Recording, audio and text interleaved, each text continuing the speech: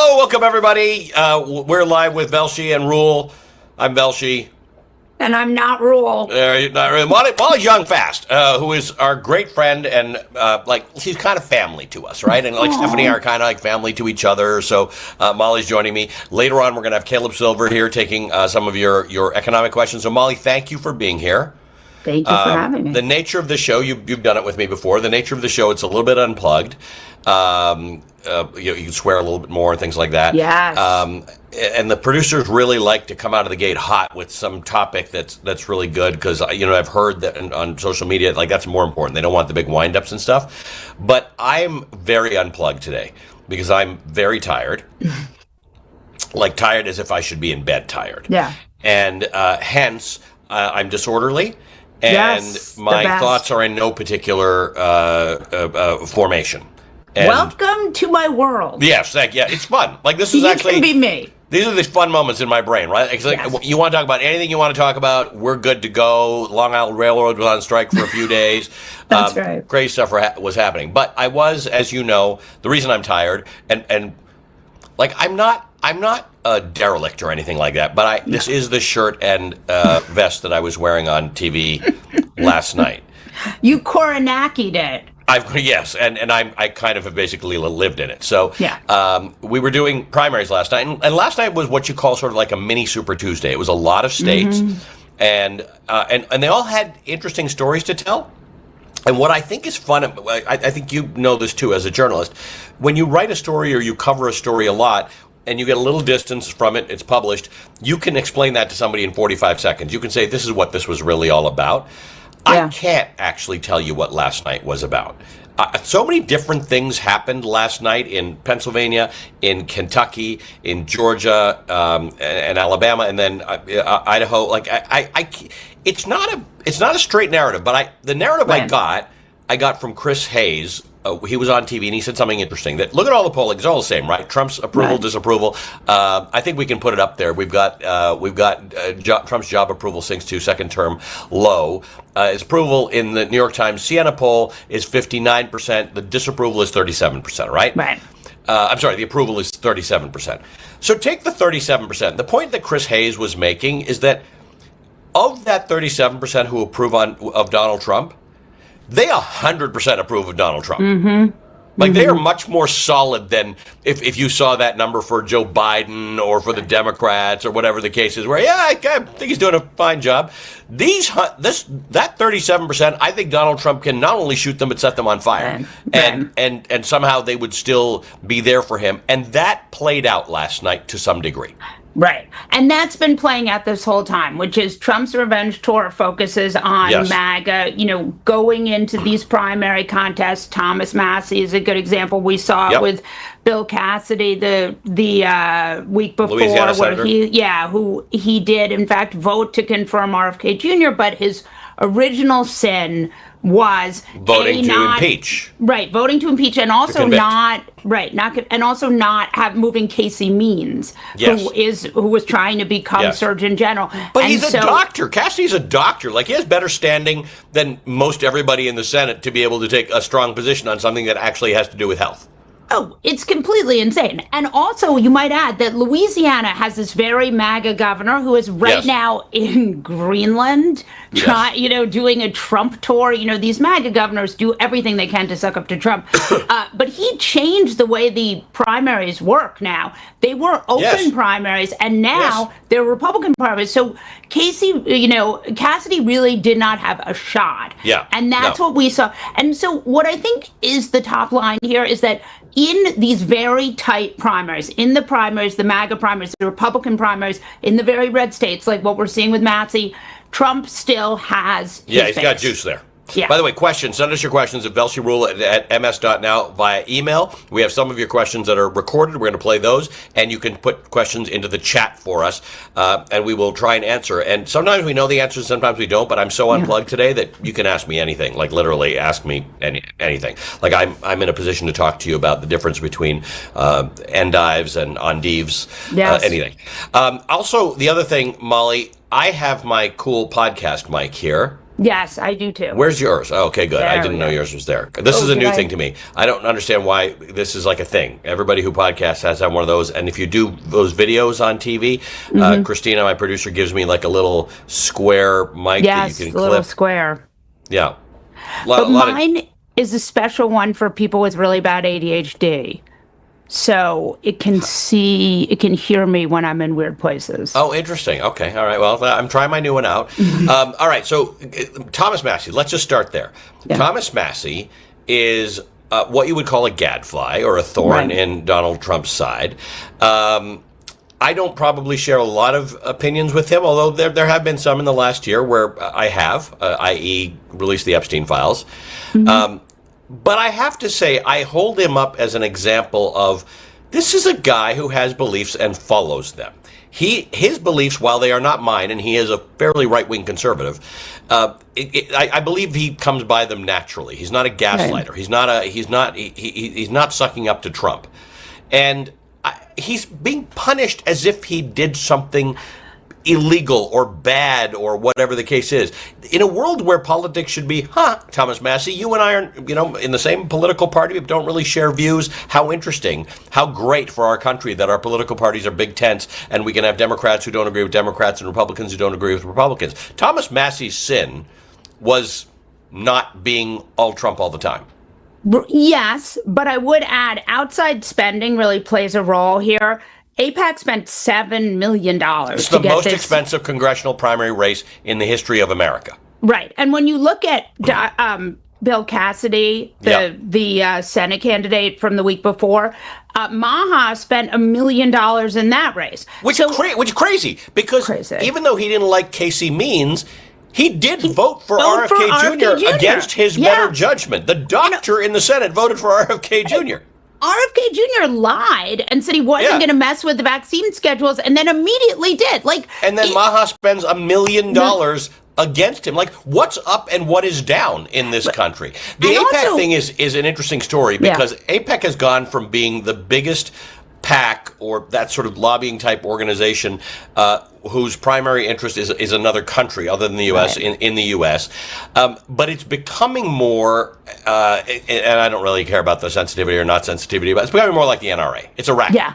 It's you vote for us, and if you minutely change or add nuance to your view, you're done. So in the case of New Jersey, they had. What was his name? He was running to be reelected. He had been the congressman, and he was running to be reelected. And he was Jewish. And and it wasn't. He was a supporter of Israel, strong supporter of Israel, and had said not Gottheimer. No, it's not Gottheimer. The one who got defeated by the progressive candidate who has won. Anyway, it'll come to me in a second. Yeah. All he said is we should consider whether or not we should do something about the offensive weaponry that we give Israel. That's it. It wasn't a statement. It wasn't I'm not on Israel's side or anything like that. So they took out ads against him. Bill Hathaway. No, still not. It'll come to me. Tom Malinowski. Malinowski. Yes. Malinowski. So they spend money against him. In theory, because they want a different candidate to win. But then this third candidate, who's a progressive candidate, wins, who's got very, very strong views that AIPAC does not share on Israel. And so that was an own goal. But the amount of money that is going into these things, I think, is unusual because certainly in the Democratic Party and to some degree in the Republican Party, because Massie also, he's a supporter of Israel. He just didn't feel, he was a bit of an isolationist. He's a bit of a libertarian, doesn't necessarily think that we should be having that much money on things, didn't really like the way the Gaza war was going. Right. And AIPAC decided it was going to spend millions of dollars to get him out. And they use different names. AIPAC doesn't give the check as AIPAC. They create little organizations that sound very friendly to your community.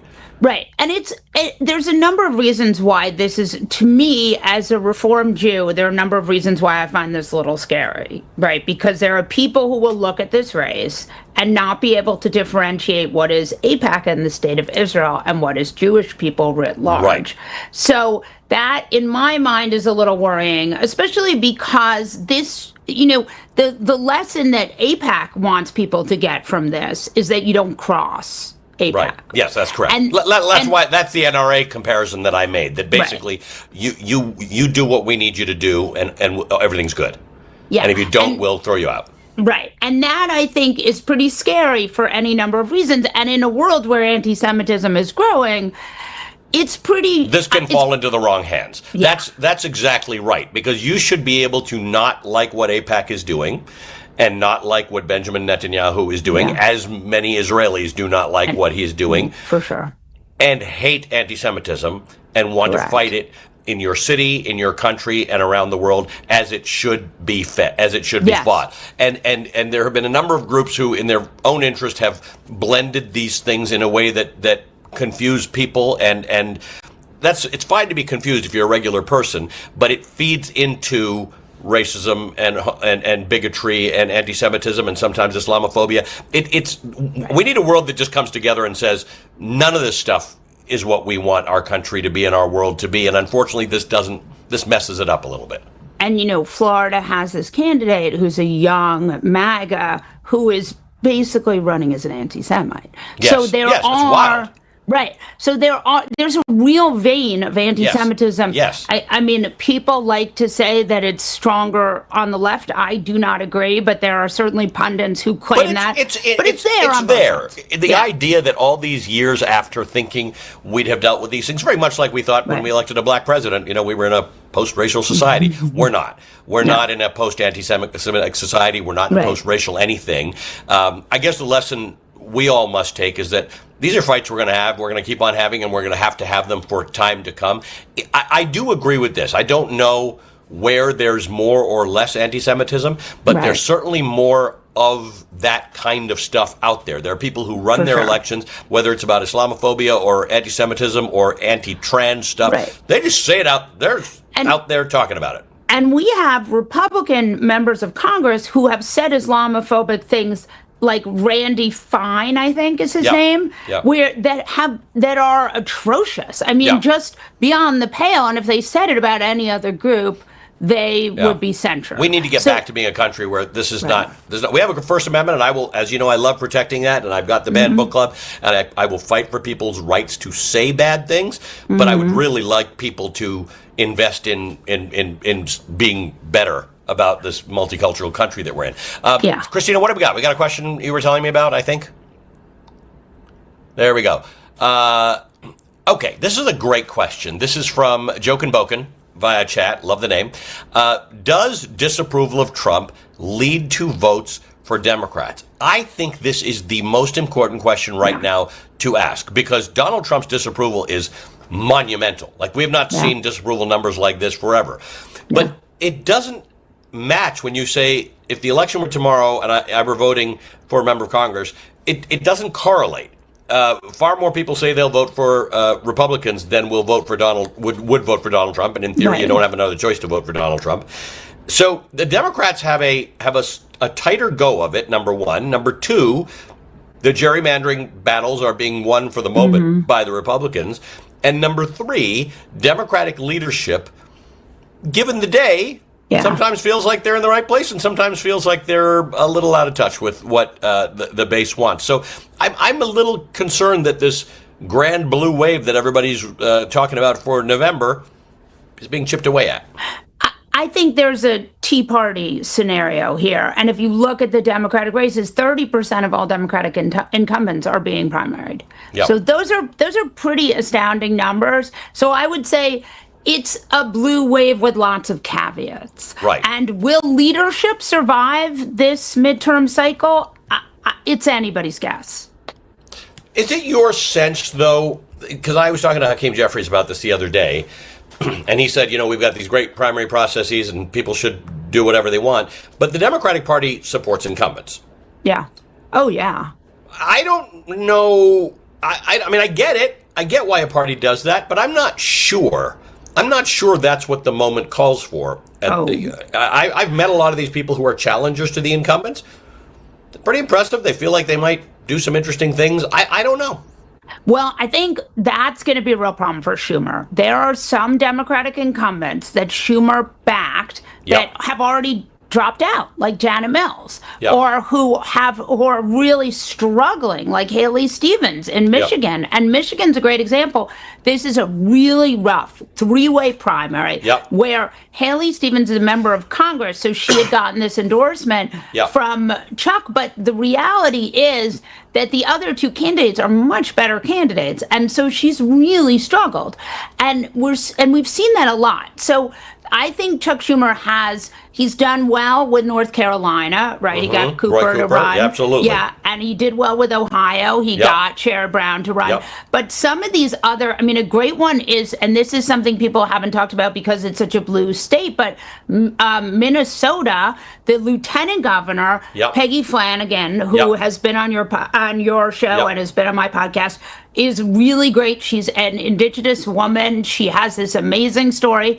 And Schumer endorsed Angie Craig, who's not nearly as good a candidate and who's not the lieutenant governor of the state. Right. So a lot of this doesn't make a ton of sense. And I think that may end up hurting Schumer. Now, that said, Hakeem may benefit from Schumer being hurt. Like, you could see a world where they decide, and, the reporting, we've seen reporting every which way that there's, Chris Murphy is interested in it, and Chris Coons is interested in it. There are a bunch of people who would like. They both talk more like fighters, or they talk more in the language of what a lot of people in the Democratic base are talking. But I'm a big fan of political parties. Right. There being more than one functioning one. Yes. And I'm a big fan of them being large tents. Yeah. I don't think they should be hyper-specific interests. And Marjorie Taylor Greene actually posted about Thomas Massie. I'm a man of a certain age, so when I read small things, I have to. There's not even a way I could read that with my glasses. Listen, let's I try have transitions, but I can't see this. All right, this doesn't look like letters. That's right. It doesn't look like letters. I think my producer's just punking me. Thanks, Christina. Yeah. It says, Marjorie Taylor Greene says, there were only 4 of us Republicans that signed the discharge petition to force the vote to release the Epstein files. Thomas Massie, Nancy Mace, Lauren Boebert, and myself. Trump has come after us one by one ever since then. The president told Speaker Johnson not to allow the vote to happen, but we courageously went against the president and refused to budge and overrode the speaker to force the vote on record. It was only when all members of Congress had to vote on record did Republicans find their intestinal fortitude to do the right thing and vote yes to release the files. Until then, they were absurdly obedient to the president, who was doing everything in his reign of terror to hold them back. Even now, all the files are still not released and the Epstein class remains protected. Wars are being waged, the markets are being manipulated, and the average American is being driven further into ruin while the Epstein class reigns and has yet to face any accountability. I will never regret signing that discharge petition, refusing to back down, and resigning, as I want nothing to do with the president and a party that bows to the Epstein class. Wow.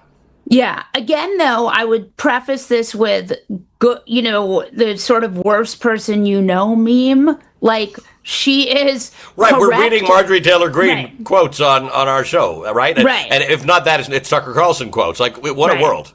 She's correct, but I would say with lots of caveats. I think AOC had a good point. She's not necessarily, she's lined up on the right side of things, just like Tucker Carlson. Tucker Carlson's anti-war. But I don't want to get a lot of other views that you want nothing to do with. Pretty atrocious. And the anti-Semitism is clearly part of the anti-war on this one. So while I do think this bravery is good, I also wonder why Thomas Massie, now that he has lost his seat, and I know he won't, but part of me feels like, why can't these people give up their party affiliation, be an independent, caucus with the Democrats, and make Hakeem the speaker for a couple months? Right. I don't get that. Yeah, well, Thomas Massie said something interesting last night in his concession speech.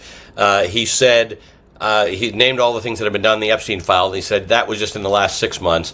I have 7 more months as a member of Congress. So he was implying something. Marjorie Taylor Greene left. She resigned. Liz Cheney tried to run again, and they primaried her out. Thomas Massie said something interesting. I got 7 months left. I don't know what that means, and I don't know what he's going to do. He did have the ability to cross lines, which is almost impossible these days. I mean, it used to be a real thing, Molly.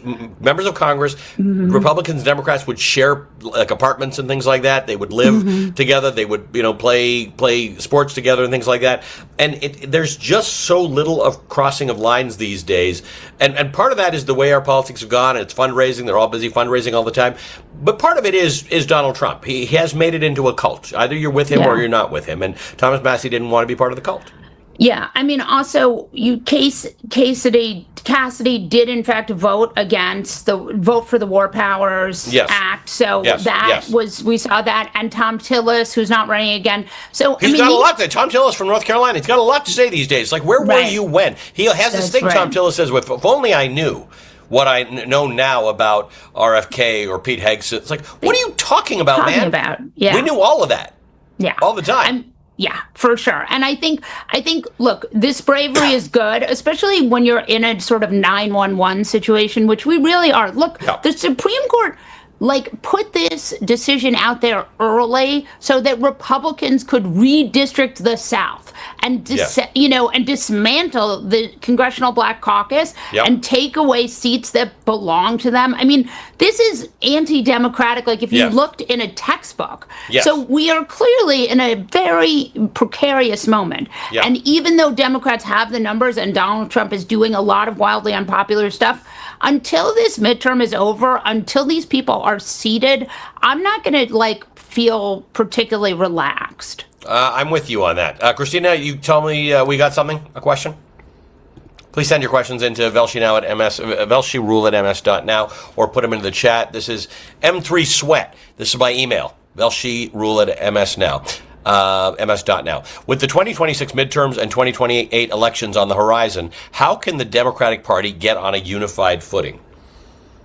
Really good questions. I'm of two minds. I'd love for you to evaluate this. One is, what a great world if people in a political party weren't on a unified footing. In other words, we were able to say we share basic values about each other, about humankind, about speech, about basic rights, and we disagree with them, and there are people in the party who are, in different places. And then the other part of me says that Democrats should do a Project 2025 equivalent. Write all the things down badly, deny that you have anything to do with them, don't get cornered into any questions about it at debates or in interviews, and just say, no, don't know anything about that, and just win the election on affordability. And then fix all the things. Because I do think sometimes, inadvertently, Democrats get caught in having discussions in depth that are not the ingredient to win an election with. They are ingredient for being good people and good governance, but they're not the ingredient to win an election with. And Republicans tend to be a little more disciplined in their messaging. So I don't know if it's about unification as opposed to message discipline. Oh, for sure. And look, Democrats should never raise their hands on a debate stage ever again. If you are a Democrat and they ask you, do you support, raise your hand, you just say no. That is the biggest, we saw this, and this was a big problem. Part of it is there's just not enough of a commitment towards being a charismatic speaker. And there's so much, when we think about Zoran for a minute. Zoran had a great example where he's had questions and he's, I can't talk about that right now. I'm laser focused on affordability. And even another good example was we saw AOC do that the other day, where they asked AOC if she was going to run for president in 2028. It's a terrible question. That was a great answer, though. It's a great answer, right? What a way to imagine that's how I define myself, or that's how I think of myself. Because I've got other priorities going on. Single payer healthcare. Yeah. That's what she said, that I could think bigger than just my presidency. I thought that was very interesting.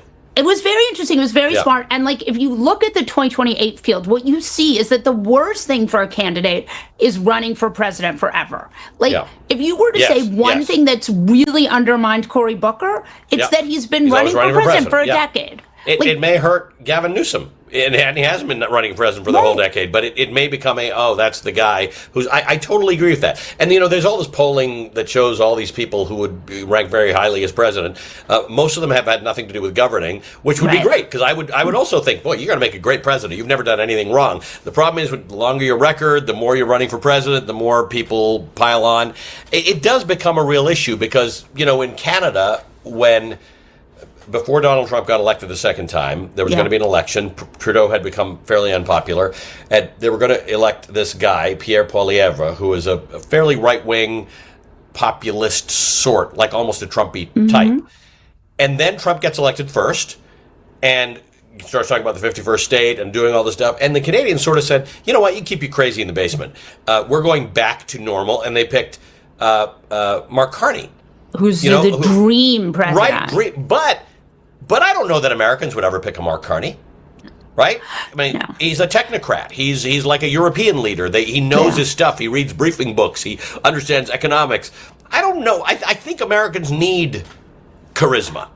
Yes, but one of the things, if you look at Obama, who is sort of the if you were going to look at a smart Americans electing a smart person, yes, Obama is really the only one you can look at. I mean, there are others, but he is the sort of modern example of Americans electing a smart person. And he, first of all, he was running for president for 2 years, not for 20. Some argued not long enough, actually. Right. And he had been an activist, and then he had been a senator. So he was new to the stage.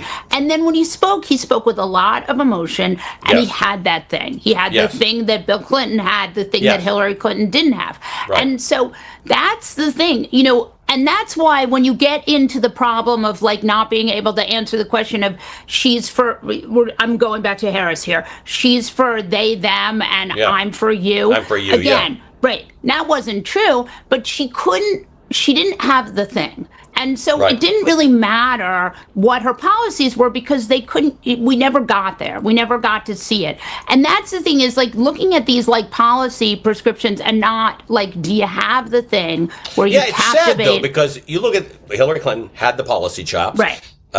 Elizabeth Warren had the policy chops. For sure. Amy Klobuchar had the policy chops. Like, I just wonder whether what a terrible thing that we're talking about here, that the people who've really studied all of these policies that could improve the lives of a bunch of Americans have got to hide that. Have you been here? Yeah, I mean it's wild, right? Donald Trump won the presidency by going on show. Right. And the second time he had really mishandled COVID in every which way. Yes. Many it should more have been people, entirely disqualifying. Many more people died than should have. Yes. I mean, people died because they thought they weren't supposed to take the vaccine. I mean, just a completely unforced error.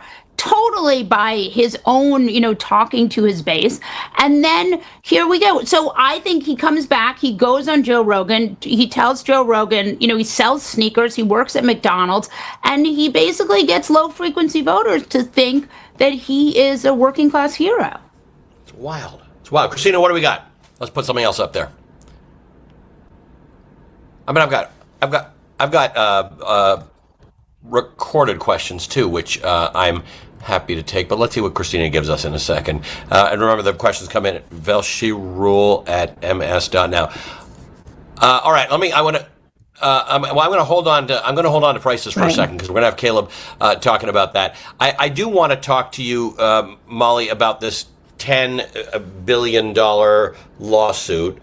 Yes. Of Donald Trump's, which I've spoken to a number of people, including Melissa Murray, who's an expert on constitutional stuff, who said she's going to teach this in her course about how like what a weird thing. The president is suing an agency over which he has some nominal control, and how that's going to work. Well, that constitutional problem just went away because Todd Blanche just decided he was going to settle with Donald Trump for people are saying 1.8 billion. It's interesting. It's even the number is symbolic. It's 1.776 billion, 1776. And it's going to pay for people who were apparently the government was weaponized against them, including some January 6th people who were arrested, and a couple of police who were involved in the January 6th are now suing about this. What a weird this feels very, very developing country to me. Audience of one. I would say Todd Blanche wants that job. He wants the Pam Bondi job. I think that he thinks that if he can there's other stuff with this settlement that the Trump and his sons can never, ever be audited. I don't know. Yeah, I mean, it's like if we're just what is that? You're audited because some algorithm or some tax person thinks that something is unusual in the way that you filed your tax return. And let me tell you this, Molly. Regular wage-earning people virtually never get audited because you can't. You get a paycheck, the tax comes off your paycheck, and then you can try and claim back some of that money. Auditing is only for the very wealthy with different homes and different things like that. How can you say somebody can never get audited? That's like saying you can never be charged with a crime. So if you commit a crime, it doesn't matter because you can't be charged. That's ridiculous. I think Todd Blanche is really freelancing here. And this is what we see again and again. You know, the reason that the Louisiana governor is in Greenland is the same reason that Todd Blanche is saying that he's going to make a rule that the Trump sons. By the way, does this mean Tiffany can be audited? I mean, it's just so made up. And during the hearing yesterday, during the Senate hearing yesterday, you heard senators just. It's not. None of this is real. It's not real. Let's hit that first. Let's look at soundbite number 3, Christina, where Senator Chris Van Hollen of Maryland was questioning the acting Attorney General Todd Blanche. It's important to note here, Todd Blanche did act in the capacity of Donald Trump's personal lawyer, and it is important for people to understand that under American law, once you have been someone's lawyer, that attorney-client privilege is never ever broken. You are always, to some degree, their lawyer, whether or not they pay you or not. Listen to what Maryland Senator Chris Van Hollen and Todd Blanche had to say. Will you agree, as they did in that case, that before you proceed with this fund, a federal judge will sign off and approve it? Will you agree to that? Federal judge. So there's no mechanism. Actually, there is a federal judge presiding over this case. The case was dismissed by the judge last night. Yeah, because you moved to create this fund. I didn't move. I did not move. The settlement result, Mr. Attorney General, come on. Yeah. No, it's all made up. I mean, it's all made up. There's no. All Chris Van Hollen was saying he was not making a wild radical point. He's saying, is there someone other than you and Donald Trump involved in this deal? Like, is there a judge? Is there a boss? Is there a magistrate? Is there a mediator? Is there somebody who's overseeing this? And Todd Blanche is saying, no, because we settled the case last night, so there's nobody in charge of it. So, basically, I just made a deal with my audience of one. I am the acting Attorney General, not the fully appointed Attorney General yet, but imagine this. This is going to look good on my resume right at the top. I was going to put it right at the top of my resume. Got Donald Trump, a fund to defend people who tried to overturn democracy in 2020.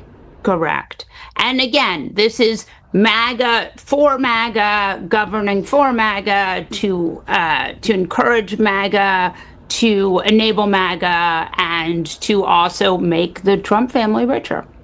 Yeah, it is sort of wild how that continues to happen. The other thing, Molly, that I need you to actually help me with this. I'm not going to put any words in your mouth because I don't understand. I have no further explanations about this. The question would be ballroom WTF. That's fundamentally my question. What is this ballroom all about? Why does it come up in every discussion about everything all the time? I want to play what Donald Trump talks. He does not. He can talk about the ballroom every single day, and he did again yesterday. Let's play what he had to say. With Cuba? I think so. Yeah, I think so. I am very prone toward the Cuban Americans. They've been incredible people. Many of them have lost family members. They've been very badly hurt. So actually that's the wrong one, but you know why it's the wrong one? Because he's talking about Cuba while holding a picture of the ballroom. Of the ballroom. He's on the airplane, and somebody asked him about Iran, and lo and behold, I don't know whose job it is in the White House to carry all these life-size pictures and go to FedEx office and get them of the ballroom. Like, literally, doesn't matter what question you ask, the answer seems to be the ballroom. Let's play the actual thing he said about the ballroom now. Hundreds of billions of dollars already on the ballroom, and it's coming out, I think, incredibly. There will never be another building like this built, that I can tell. I built a lot of great things, but there will never be anything like this built. There will never be another thing like this, I don't believe, built. You see the black fencing, the tractor, a bulldozer cannot knock it over. It goes down deep, and it's titanium, which is the strongest of all of the metals. What happened a couple of weeks ago at the White House Correspondents' Dinner could not happen here. Well, the White House Correspondents' Dinner wouldn't happen there anyway, so forget about that. Correct. What's your take on this? What's this all about? this Trump unfettered, Trump unmoored, Trump like Jeff Bezos said that Trump seems more mature and more wild. I mean, watch that clip. I'm sure you're going to talk about it soon with Caleb. But look, this is this frontal lobe thing where he does not have the restraint he used to have a decade ago. So now the oldest president is really the oldest. And so he does what he's been doing this whole time, listen to cats and build buildings. And this is all he wants to talk about. And if you have gas prices as high as they've ever been, and you're as unpopular as you've ever been, and you want to spend the time talking about using $1 billion of taxpayer money, which the Senate parliamentarian has told him he cannot use, and today he spent time attacking the Senate parliamentarian, not because he wanted to pass some law, but because he wants that money for the ballroom, and here we are. It's just a weird thing. And if you're a Democrat, you want to see that, in fact. So that is I agree, because none of these people who are of the 37% who support him are ever going to be invited to that ballroom, and most of them won't. No. It's Donald Trump, so he'll give a few of them the Congressional Medal of Honor or something. Thank you for being here, my friend. Nice to see you again. Thank you. Thanks for having me. We'll talk soon. Molly Jong Fast, and you can continue to send us your questions at VelshiRule@ms.now. See, I always get it right. Stephanie gets it wrong, and now she's not here, and I'm getting it wrong. VelshiRule@ms.now. Send us your questions. I am joined now. I've been teasing Caleb like he's like one of these stars that just have one name, Caleb. Because Caleb's got a lot of titles and a lot of names. Caleb and I go back a long way. We've worked together for about 20 years. He is what's your title at People? I'm the chief business editor for People Inc. That's all the People brands. People Magazine, of course, People.com, Food and Wine, Travel and Leisure, Better Homes and Gardens, BHG we call it around here, and the editor-in-chief of Investopedia, which is also a People brand. So we are all part of the People family here. So for people who who email us or put questions into chat, Investopedia is a good place for them to look, right? Because that's kind of where we all go when we have to discuss things like, the GDP came out and this happened. Investopedia is like that thing where it's unlike Wikipedia, it's professionally curated, Investopedia, and you get good explanations. In fact, in a lot of cases, people use Investopedia as professionals, right? It's people who are they're taking an exam, or they're accountants, or they're people who work in finance. So your specialty is basically answering people's questions about the economy. Answering people's questions about money. I'm privileged to do it on your terrific show. Great to be here with you on this show. But you and I have been having this conversation together and with audiences for 20 years or so. And it's so good to be able to continue to have this conversation. And it just gets more interesting, Ali. So one of the things that all the time you and I have worked together, one of the conversations we haven't struggled with, because it hasn't really happened until now, is this conversation of you've got interest rates which are actually not traditionally very high compared to interest rates that we've had in the past, but they're higher than we got used to for many years after the 2008 financial crisis. And you have inflation that's stubborn. Some of it is for a lot of different reasons, but much of it is because of the tariffs and now the war on Iran, which is increasing gas and fuel and food prices. And you have, for some portion of the economy, a slowing economy. So if you look at it from the big numbers perspective, you'd say, hey, things are fine. Unemployment's relatively low. Wages are growing at a certain clip. GDP growth is actually pretty high. Your stock markets are hitting records. And yet you have things like the University of Michigan Sentiment Index, which indicates people think this is the worst economy in more than 75 years.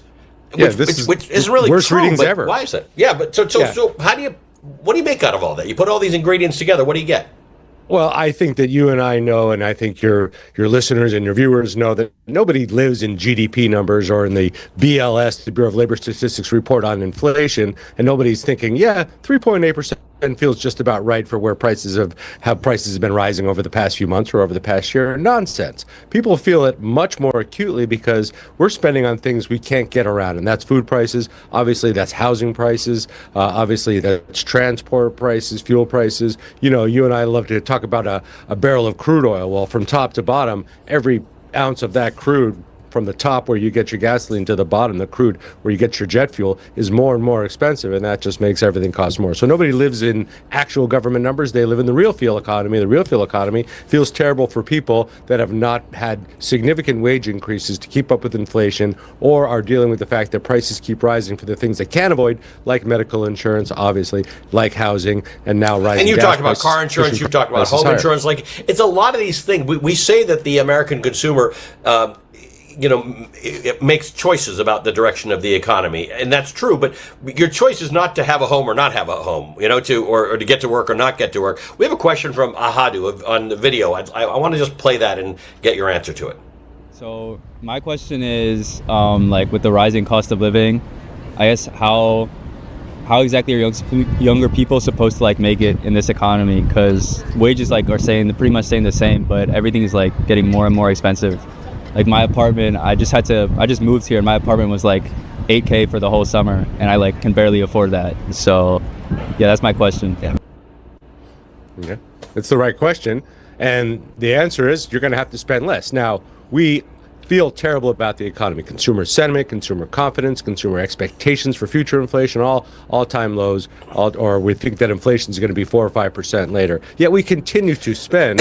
Sometimes it's on the things that we want to spend on, like we want to take a trip, summer trip, or we want experiences, but sometimes it's the things we can't avoid. So how do you deal with the fact that prices are rising? Either you make more money or you spend less money, and you also have to be investing all the time, because who's done really well throughout all of this is investors. We talked about the market being at record highs. Sometimes that's just noise for a lot of people, but don't forget the fact that 60% of the adult population is somehow invested in the stock market, whether passively or actively, and that wealth effect is meaningful, but it doesn't make you feel better when gas is $4.55 or $5, like I just saw it in Ohio just over the past weekend. That really hurts people. So what's the effect when Ahadu and young people, particularly in this city in New York, are spending in some cases up to 60% of their income on rent? The rule of thumb used to be about 30%. Obviously, in high in high cost areas like New York City or San Francisco, they would probably say 40%.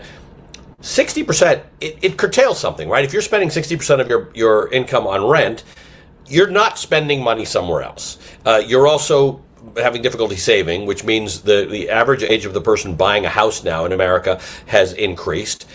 So it creates sort of larger economic problems when young people feel like they're not full economic participants. Yeah, it's the ripple effect. I mean, the first place you feel it is in the discretionary spending. Okay, maybe I won't take that trip to Europe this summer. That's kind of where people make those first choices. But then the people who can't afford to make the choice because they have to continue to spend to maintain their family lifestyle. But what we are seeing with younger generations, Ali, which is fascinating, and it's really fascinating for wealth management, is that younger generations are thinking twice, 3 times about whether or not they need to own that home. That part of the so-called American dream, which was I should be able to buy a house, raise my family in it, that home value should increase over time, and that should be one of my most valuable assets. That doesn't exist for all younger generations right now. So what are they doing? The money that they would have had to spend on that down payment and servicing that debt over the course of 30 years, they are spending on more experiences. They're getting a little bit more creative about how they operate with money than maybe you and I grew up thinking about, where buying a home was the thing we were supposed to do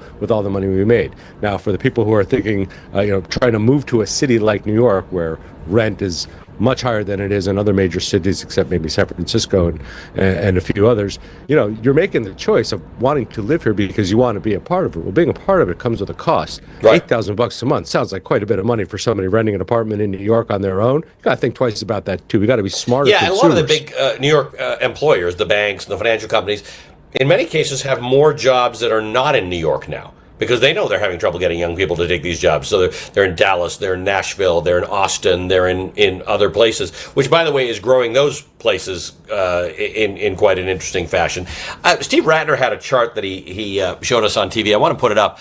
It's this very interesting question you and I have talked about for years: job openings versus unemployed workers. Right now, it's never a complete match, because there are often jobs that are available, but the workers are not either in the right place or they're not trained for them. But for many, many years, we've had, and that's the green part on the left side of the screen, we've had a world in which there are actually more jobs than there are workers available for those jobs.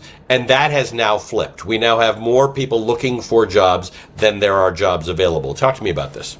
Yeah, well, it comes from one of our favorite statistics or charts in economics, which is the JOLTS report, the Job Openings Labor Turnover Survey, which does show the amount of job openings, and then you put that against how many people are actually looking for work. A couple of things have changed in the last few years.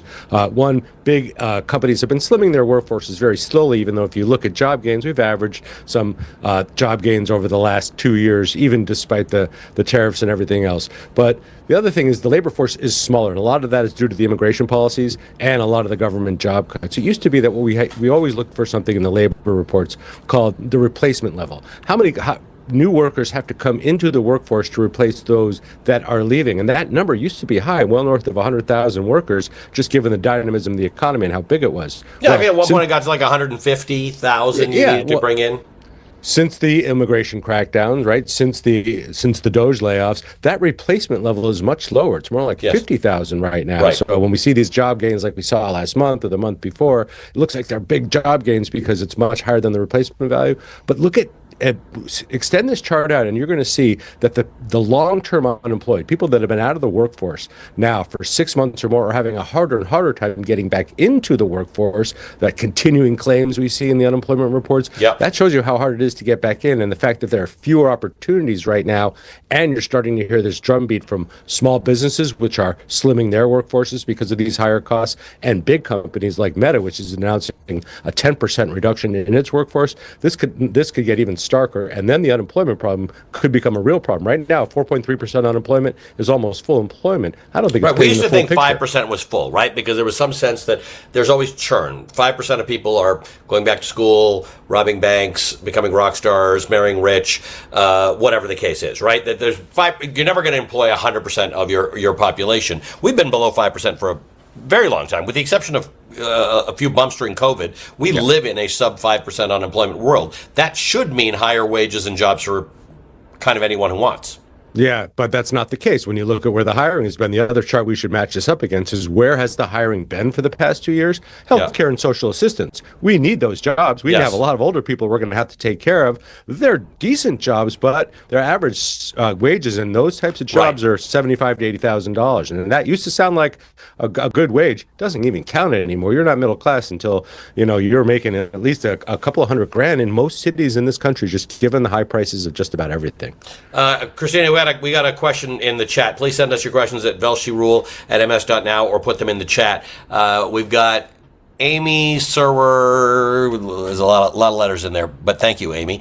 Serwanowski. There we go. Amy Serwanowski, 6382. How will young people build wealth if they don't buy a home? Why did they think it's better to pay someone else's mortgage by renting? What a great question. So I don't know that anybody thinks it's better to do that. I think that's a choice you have to make. And if you buy a house, generally speaking, these days you have to have a down payment, and you make an awful commitment to that. And if you don't own a house, one thing that you've seen in America, which is one of those conflicting economic signals, is that home prices are up. It's expensive to buy a house. I don't have the latest numbers for the average price of a house, but it's about $420,000. Yeah, it's a lot of money. Yeah, so it's a great question, and I think people have to think about what we call opportunity costs, right? When you think about your own personal finances, is my money better spent locking it up in a 30-year mortgage where I have to earn a certain amount of money to pay it off over time, plus the down payment on a $400,000 house, call it $100,000, plus your fees? You're talking about $125,000 just to get in the game here. Is my money better spent right now buying that house, where it's an emotional commitment as well? You want a place to raise your family potentially, but the real returns on real estate, especially for your primary residence, are only like 3 to 4% a year by the time you go to sell it, even though home prices have been rising. And every other weekend you're at the Home Depot or at the Lowe's, or you're calling the plumber, or you got an issue. So it's not that easy to own a home, even though it's the emotional investment, and it could become the biggest asset you own. On the other hand, the stock market returns an average of about 10 to 11% a year, not every year. And no, but over a 10-year period, generally speaking, the stock market doesn't lose; it goes up, and your level of commitment to that is very different than owning a home. That's right. That's right. And it gives you the flexibility to make decisions like maybe I don't want to live in this city anymore, or my company closed down, or I want to take a job in another city, or I want to take my family on a 2-year trip around the country and work in different places remotely. So it opens up the opportunities for different types of experiences while freeing up the cash. So that's how do you grow your foundational wealth in this country? You have to invest and you have to have ownership of assets. Those assets could be real estate. Those assets could be the ownership of your own Right, so that's home. the way to think about it, that if it's not real estate, maybe it's not for everybody to be in real estate, but you have to have something that grows. And that's not necessarily your wage. That's important. I wanted, Molly was talking about this earlier, but we wanted to save it for you because you're the business guy. Jeff Bezos was talking to Andrew Ross Sorkin on CNBC. And look, there are a lot of questions about Jeff Bezos, particularly when he took over the Washington Post and being one of these sort of billionaires who might help the whole industry of journalism by doing that and being critical of the Trump administration. He was singing a bit of a different tune with Andrew Ross Sorkin today. Let's play a little bit of what he had to say about Donald Trump. When I last interviewed you, it was about 2 years ago, President Trump had just won. He was not the president yet. And I had asked you what you thought of him at the time. And you said that you thought that he had mellowed, that he was calmer. Yeah. And I'm curious now, here we are. Yeah, I still think that. 2 years later, we've had lots of we have wars and tariffs and all sorts of things that have happened since then. What do you think? I think he has, I'm comparing him to his first term. Yeah. And I think he is a more mature, more disciplined version of himself than he was in his first term. So I'm going to play the Stephanie Ruhle character here. This is what CEOs do now. There is no reason to believe that what Jeff Bezos said there was the truth about anything. But this is what CEOs do. They've all learned. Everybody has learned how to play to an audience of one in America now. Yeah, we call this proximity to power.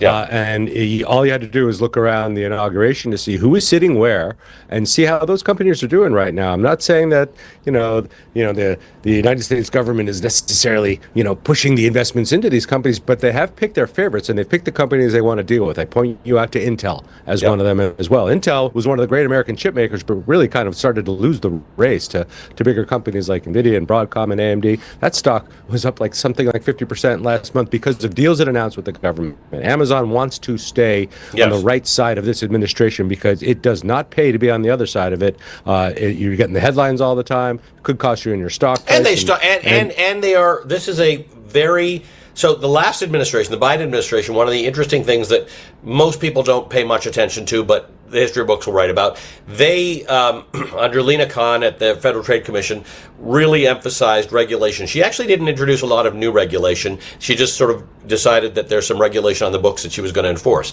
This is the opposite. This administration is sort of the deregulatory administration. So if you are a major company in the United States and you have to think about ways to grow, sometimes it's your audience share, sometimes it's how you get your goods for less money or manufacture them for less, but sometimes it's the rules that the government makes, whether you can absorb other companies, you can take over, you can merge.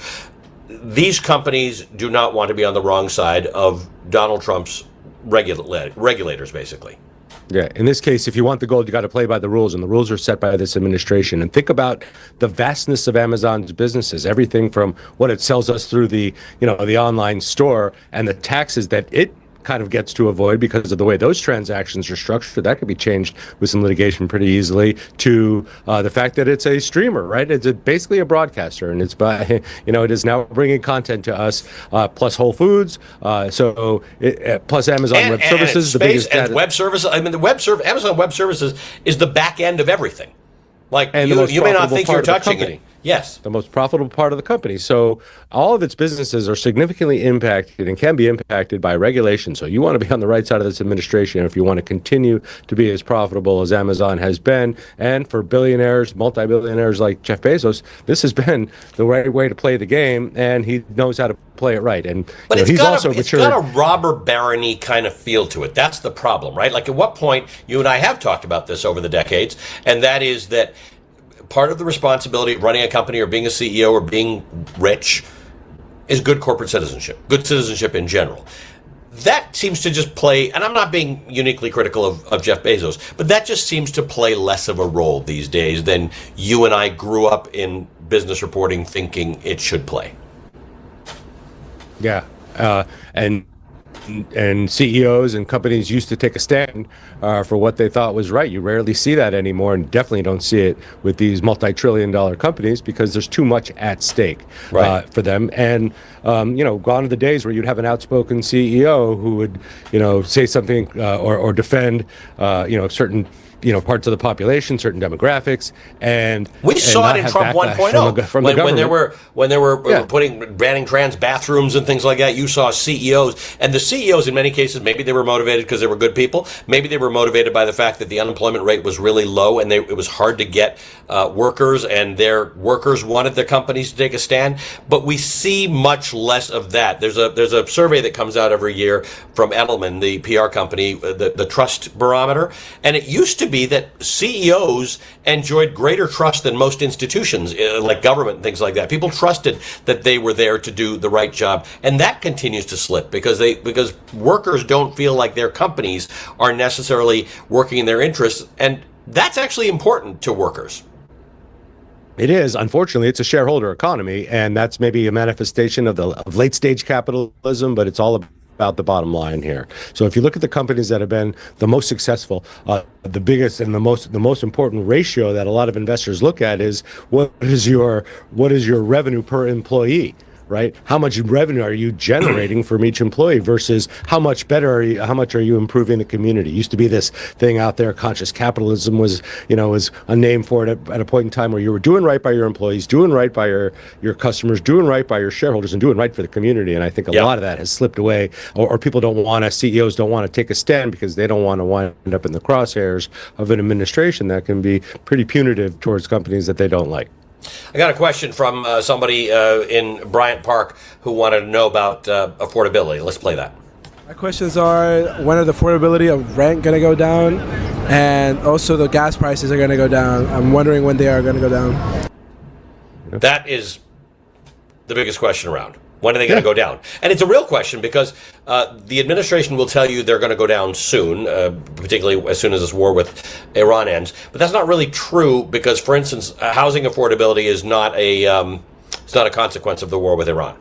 No, and housing affordability has everything to do with supply, demand, the fact that interest rates are high and home prices are high right now, and that is all impacted by, we say it's impacted by what the Fed does. It's really more impacted by the yield on the 10-year Treasury. And if you're looking at that, the most widely held... The yield is the interest rate that's paid. If you buy a 10-year Treasury bond in the United States, which is one of the safest investments historically in the entire world, what interest rate do you get for buying that? The safest, most widely held asset on planet Earth. And lately, yields have been rising because there's more doubts about the U.S. economy right now, given the fact that we're dealing with inflation. We're dealing with the fact that the economy is slowing a little bit, given where it was.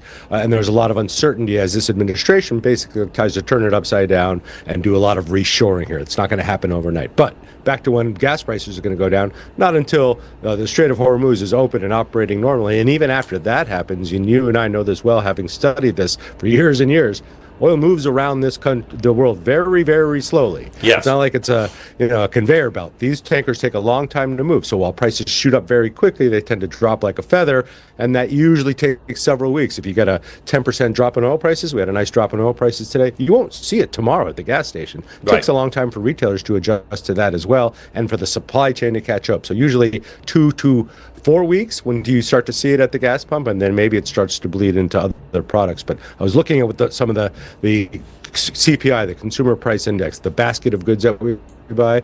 One of the biggest drivers of food costs right now are beef costs, right? And that has nothing to do, or not a lot to do with oil prices, more to do with the shortage of the herd and supply and demand in beef as more and more people are consuming protein because they're on GLP-1. So all these things affect each other, and that's why you're going to have high prices. But just know and expect the fact that inflation is here to stay, and interest rates are kind of where they are and where they're going to be for quite a while. Yeah, the problem, though, is if you don't fix the inflation and your economy starts to slow down, you get into this thing called stagflation, which is almost mathematically impossible to get out of it. It can ruin an economy. I mean, Caleb, when you and I were young, everything was made in Japan. And it was very, very clear that Japan was going to be the biggest industrial giant on Earth. And we bought all their cars and all that. And then and it became an also-ran company because of stagflation. This thing, and the timing made China the ascended country, and Japan wasn't. So I warn people who think bad things like that can't happen to a place like America. you can get tripped up on a very basic economic thing, and that is in high inflation and a slowing economy at the same time. Yeah, with rising unemployment, it is not a pleasant place to be. It pretty much crippled the Japanese economy for over a decade. We had a big taste of it here in this country in the 70s. That's right. And ask our parents or anybody that was around. The problem is you had to get out of it with double-digit mortgage rates. Yeah, they had to hike interest rates to do it, which was very painful for a lot of Americans. And the battles going on in the Fed back then made this recent battle with Jerome Powell and the president seem like nothing. Looney Tunes compared to what was happening with Paul Volcker and those predecessors. Thank you for spending time with us, my friend. We always appreciate it. Caleb Silver is, I'm still trying to get the new title at People. The chief business editor at People. I don't know why Inc. that's so complicated. Chief business editor. Yeah, it's a reverse versus editor-in-chief of Investopedia. But, got it. That's what it is. I'm delighted to join you. Thanks so much for having me. He knows all the things. You know I'm a big fan. That's the stuff. He knows all the things about the economy. So thank you, my friend. Send us your questions at velshirule@ms.now, velshirule@ms.now. Also, you can drop it into the chat. We'll be here every Wednesday at 3 p.m. We're going to be changing the time over the course of the next few months, but that's happening in conjunction with a whole bunch of other changes that are happening at MS Now, but we're not going away. Bottom line is we will be answering your questions on a weekly basis. Thank you all for being here. I'll see you next week.